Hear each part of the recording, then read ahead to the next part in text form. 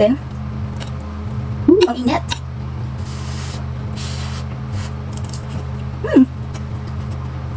Grabe. Sarap. Mainit.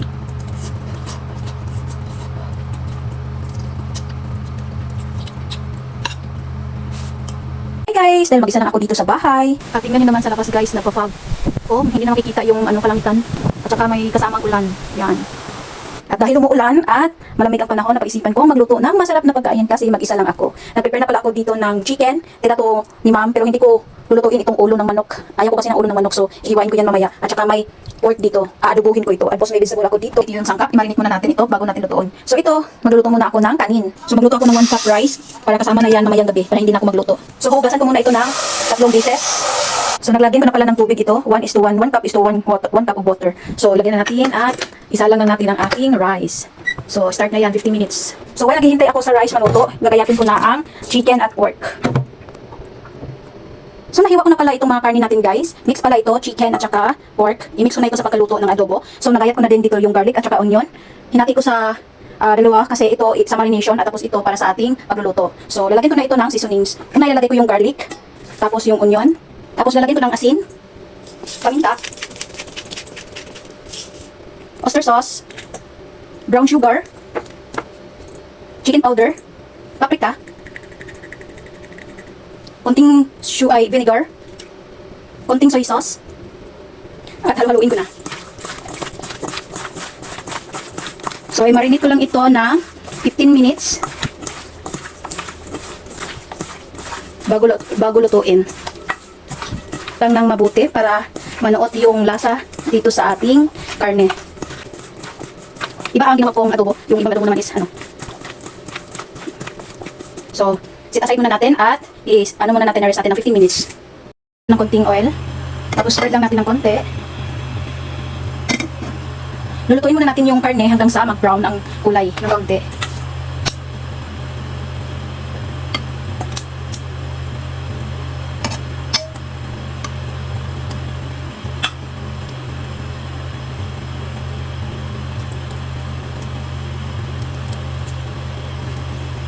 So, nalagay ko na lahat ng karne dyan guys. Lulutuin muna natin yan hanggang sa golden brown ng konti. Pagkitarin ko lang para maluto din yung kabila.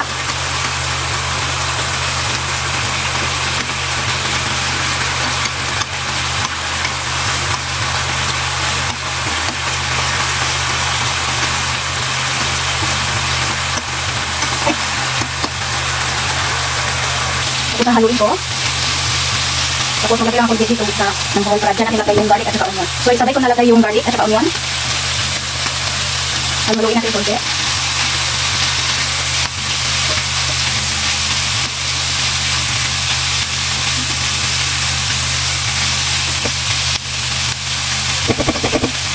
So ilagay ko na din yung sauce na pinagmarin pa natin. Haluin ko lang.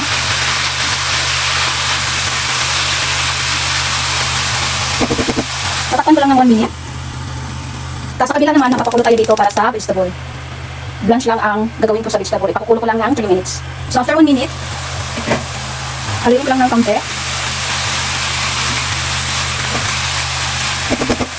Tapos lalagyan ko ng half can ng Coke, oyster sauce, paminta, at 2 kutsarang brown sugar.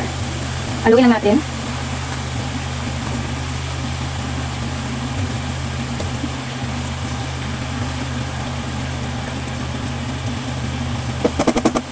Lagyan ko lang ng isang sili para may konting sipa. Tapos, takpan ko muna at lulutuin ko ng 3 minutes hanggang sa konting dry yung tubig niya.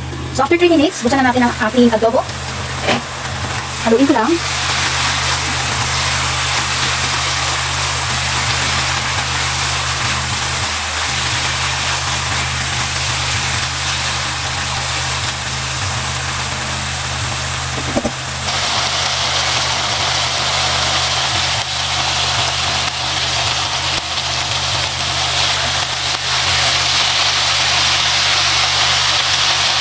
So, i-direct ko na pala ito ilagay sa Tupperware kasi hahatiin ko itong ulam ko ngayong lunch at saka dinner. So, okay na ang ating adobo. So, yan ang aking ulam for today. Pinatuyo na adobo. So, yan. So, naka-prepare na pala dito yung rice at saka vegetable natin. Kukuha ko lang ako dito ng half para sa lunch ko. So, magkukuha lang ako ng half at half din sa dinner. Diba? Save ang ulam. So, para-paraan lang talaga ito, guys. So, yan na. Ito for dinner at saka ito for lunch. O, diba? So, ito na ang aking food for today's video, guys. And thank you for watching. Kakain muna ako. Ito na yung adobo na niluto ko, guys. Pinato yung adobo at saka meron tayo dito vegetable at rice. So, titikman na natin. Ang init.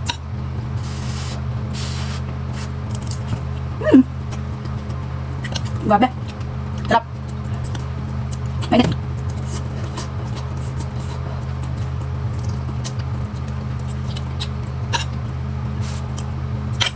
Bye-bye, guys.